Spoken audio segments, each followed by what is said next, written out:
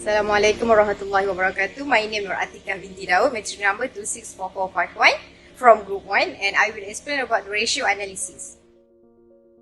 Current ratio is the ability of the company to pay back their debt in a short-term period. In 2016, PRG Holding has 1.74 times of current ratio and increasing to 1.76 times in 2017. Meanwhile, in 2018, the current ratio declined to 1.48 times, which means PRG Holding has more current liability to cover, which could indicate increase to operational risk and can drag company's value. After that, in 2019, PRG Holding increasing to 1.65 times of the current ratio, and in 2020, PRG Holdings show the highest current ratio, which is 2.35 times. This is because of this pandemic.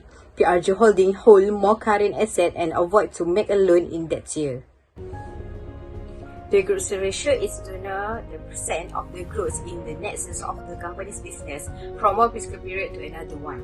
PRG Holding has 28.72% of group sales in 2016 and increasing to 51.58% in 2017. It means PRG Holding have sold their product and services amazingly, especially in Asia Pacific and Europe.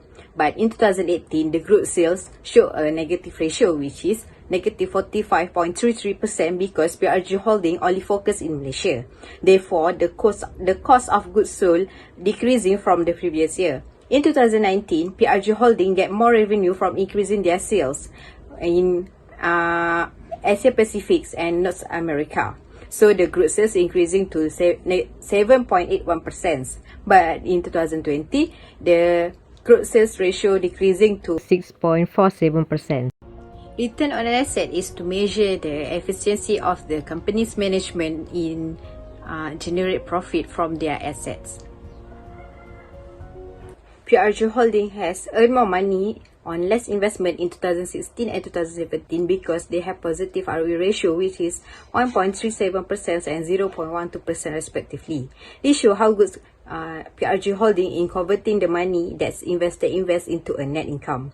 But from 2018 until 2020, ROE ratio show a negative value, which is negative 2.07%, negative 8.43%, and negative 3.33% respectively. This means PRG Holding can use their assets wisely to generate income.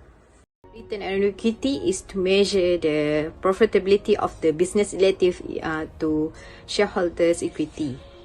PRG Holding has a positive ROE ratio in 2016 and 2017, which means every RM of shareholders' equity can generate a profit as much as 3.18% in 2016 and 0.3% in 2017.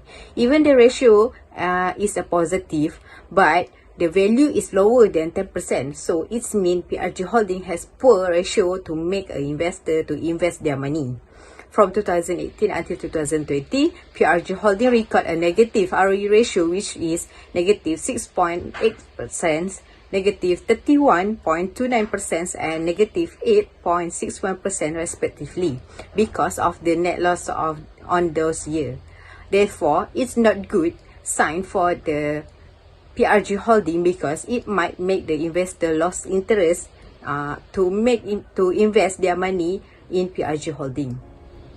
Gearing ratio is measurement of the entity's financial leverage, which demonstrates the degree to which a firm's activity are funded by equities capital minus debt financings. PRG Holding has value less than 1.0 times of gearing ratio from year 2016, which is 0.25 times, 2017 negative 0.10 times, 2018 0.09 times, and 2019 0.06 times, and also 2020, which is 0.17 times.